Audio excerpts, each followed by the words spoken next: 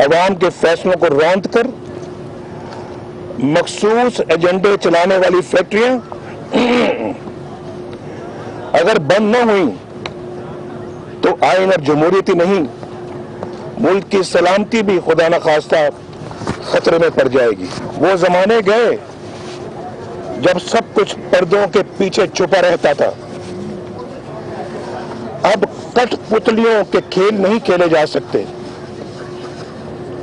मैं और भी बहुत कुछ कहना चाहता हूं जो इंशाअल्लाह आने वाले दिनों में आपसे भी और इंशाअल्लाह कौम से भी कहूंगा।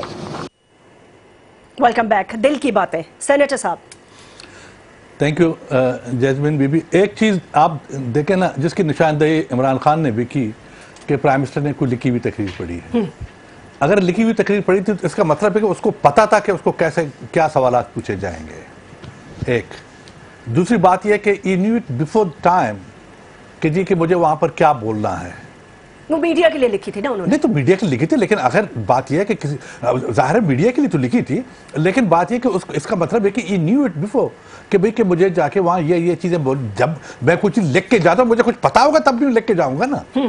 ठीक है ना। अच्छा, एक तो ये बात। दूसरी बात ये है कि देखो जीआईटी पर तो हमेशा यानी इन लोगों के इल्जामात लगते रहे हैं। नवाज शरीफ साहब के बेटों ने भी यानी इल्जामात लगाए उनकी बिहेवियर पे, उनके मिसकंडक्ट पे और उनकी यानी पार्शलिटी पे इल्जामात तो लगते रहे हैं हमेशा जीआईटी पे।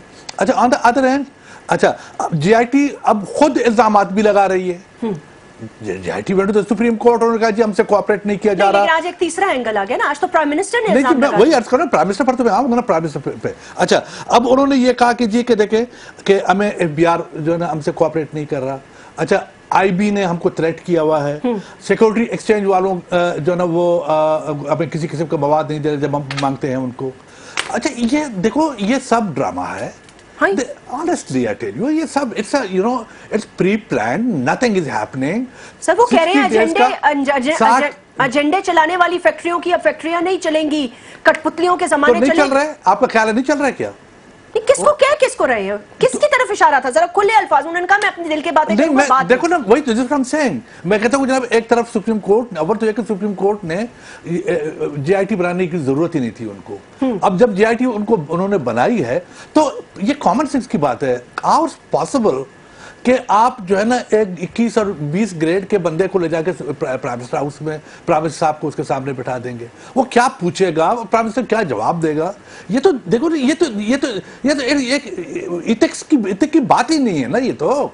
अच्छा, अब जीआईटी वाले, अब GIT again going and saying कि जी कि मुझसे कोई अदारा कोऑपरेट नहीं कर रहा और मुझसे ये नहीं हो रहा। और प्राइम मिनिस्टर हिंट कर रहे थे, उन्होंने वाज़ेह तौर पे कहा था कि कुछ साजिशें हो रही हैं। नहीं देखो, ये कुछ नहीं है, कोई साजिश नहीं हो रहा है, जीआईटी कुछ नहीं कर रहा। ये टाइम गेन करना चाहते हैं, ये वक्त बर्बाद करना चाहते हैं। कौन? ये प्राइम मिनिस्टर, जीआईटी मिलके। किसका वक्त बर्बाद करना चाहते हैं? They want to gain time, लोगों को उलझाना चाहते हैं। नुकसान होने का है भाई। देखो किसका नुकसान है? पीएमएलएन का नुकसान है। नहीं, कोई नुकसान नहीं है उनका। पीएमएल इसलिए नुकसान नहीं पीएमएल का कि PMLN does not want the facts should come up.